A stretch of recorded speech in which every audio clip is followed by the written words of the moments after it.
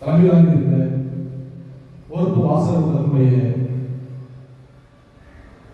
அன்பு செயலாளர், இன்னும் பல உணர்வுகளை கடந்துகிற பல படைப்புகளை ஆய்வு செய்து அதை பற்றி நம்மோடு பகிர்ந்து வந்திருக்கிற வெற்றிச்செல்வன் ஐயா அவர்களையும், சி கார்த்திகேசன் நன்றி.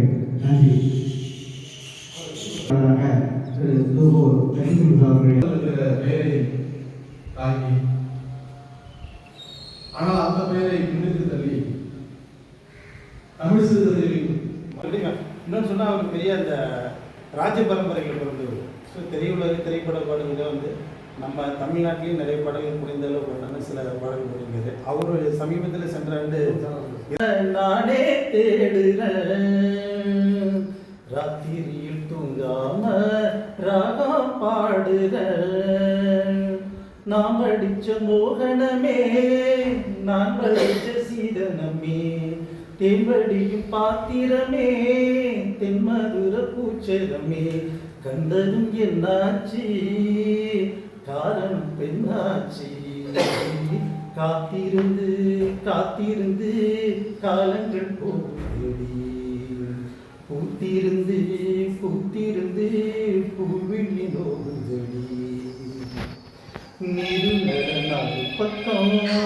நான் திரும்பி பார்த்தாலும் அந்த பக்கம் இந்த பக்கம் அத்தனையும் நீயாரும், நெஞ்சுக்குள்ள நீங்காம நீதான் வாடுற,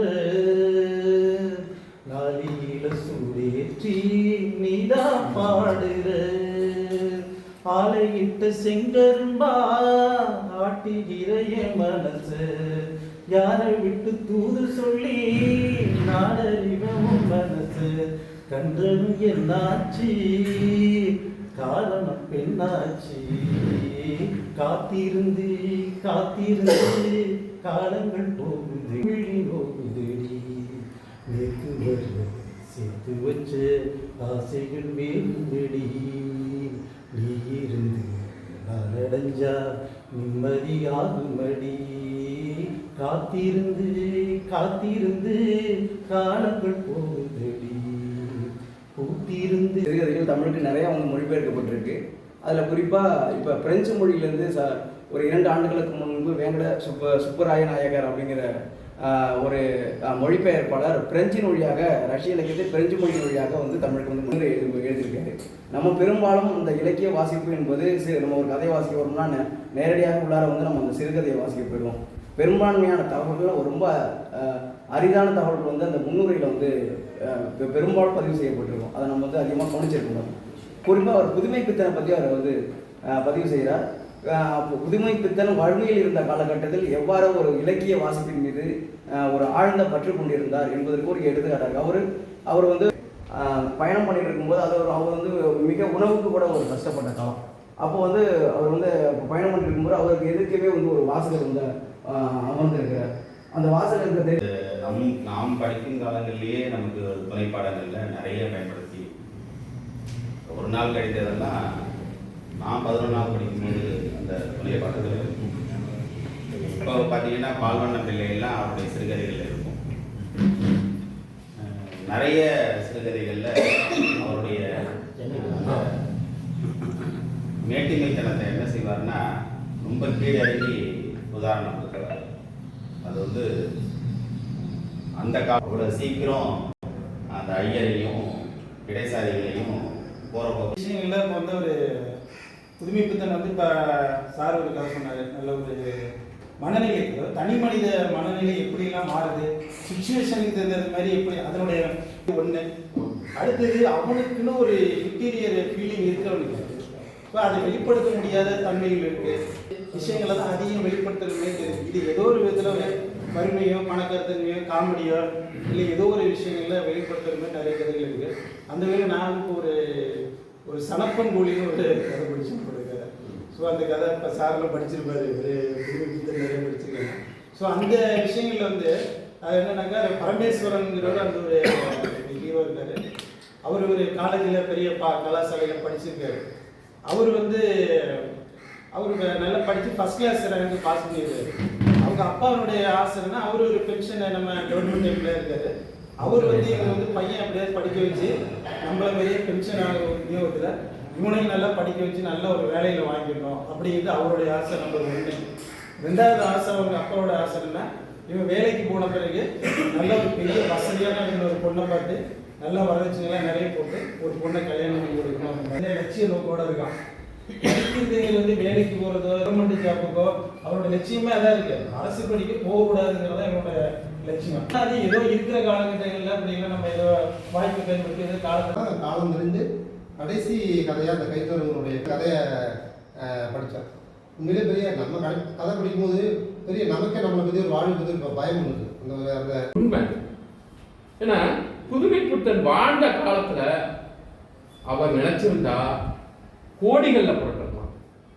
ஒரு 8வது படிச்சாலே அரசு வேலை உண்டு. அவர் படிச்சது பிஏ. நண்பர்கள் சொன்ன பிறகு அந்த காலத்து டிஎன்பிசி அப்படியே வந்துடுச்சு.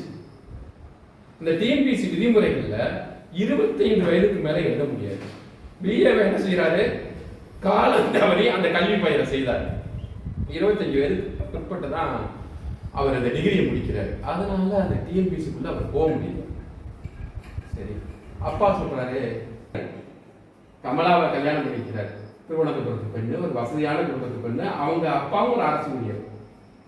அப்போ ஒரு நிபந்தனை என்னன்னா, கல்யாணத்துக்கு ரொக்கமா பணத்தை வாங்கிக்கிட்டு நிறைவேற்றல. அவருக்கு எப்பயுமே கணக்கிட்டு இருக்கிறது இலக்கிய தாகம்ல. அடுத்தது அப்புறம் என்ன செய்யறாரு, சிறுகதையில் இருக்கான். ஆனா இந்த நிமிடம் வர புதுமைப்பித்தன் போன்ற ஒருத்தர் தோன்றவே இல்லை. இதுதான் உண்மை, வெறும் புகழ்ச்சி இல்லை. இதுதான் உண்மை. ஏன்னா புதுமைப்பித்தன் இங்கிருந்து இந்த இப்படிப்பட்ட ஒளியை பெற்றுக்கொண்டார்னா கம்பனிடம் இருந்து பெற்றுக்கொண்டதா சொல்றாரு. அவர் ஒரு இடத்துல சொல்லும் போது சொல்றாரு, கம்பன் தான்ங்கிற அந்த பாடுமுறை இருக்குல்ல, கம்பனோட கற்பனை அது வந்து கட்டுக்கடங்காத கற்பனை. 10,000 பாடல்கள்லையும் அப்படியே ராமனை ஒரு அவதார புருஷனா நிறுத்தி வைக்கிறாங்க பாருங்க. எவ்வளவு ஒரு உச்சபட்ச சிந்தனை, உச்சபட்ச கற்பனை. கற்பனையின் சிகரம் கற்பன்கிறத அவர் முடிவெடுத்துக்கிட்டு கம்பனை படிக்கிறார். நிறைய ஒரு பாரதிங்கிற ஒரு அரச பாதை, ராஜபாட்டைன்னு சொல்லுவாங்க இல்லையா, அது உருவாக்குது தமிழ் இலக்கியத்தில். அந்த பாதையிலே அவர் போகல. நண்பர் சொன்ன மாதிரி பாரதியார் போன பாதையிலையும் அவர் போகல, கம்பன் போன பாதையிலையும் போகல, வள்ளுவன் போன பாதையிலையும் போகல. தனக்குன்னு ஒரு தனித்துவமான பாதையை உருவாக்கிட்டார். அது எப்படி இருக்குன்னா, வறுமை அவருக்கு எதுவுமே சேதாரம் பண்ணல. அவர் வாழ்க்கையில வறுமை ஒரு ஆக்க சக்தியா தான் இருந்தது. மனிதர்களை புரிந்து கொள்வதற்கு ஒரு வழியா தான் வறுமையை பயன்படுத்திருக்காரு.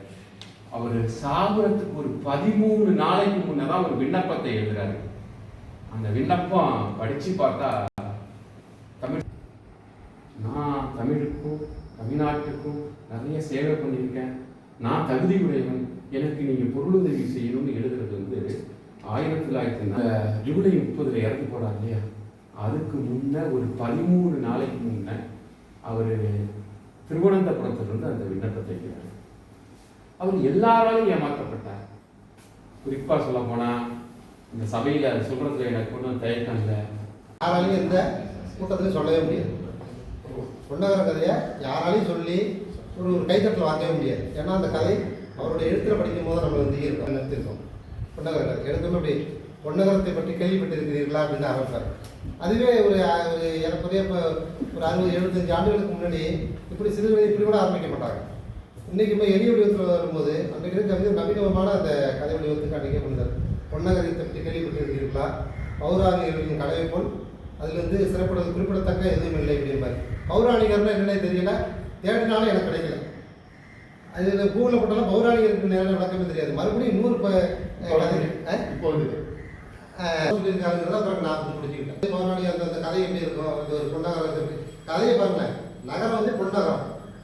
ஆனால் பொன்னகரம் எப்படி இருக்கும், சாலையிலிருந்து சாராய டப்போவுக்கு போகக்கூடிய 4 பேர் கை கொடுத்து நடக்கக்கூடிய ஒரு தெரு தான் பொன்னகரம். அவர் பேர் வைக்கும் போதே ஒரு கோபத்திலே தான் உட்கார்ந்து 4 பேர் நடந்து கை கொடுத்து நடந்தால்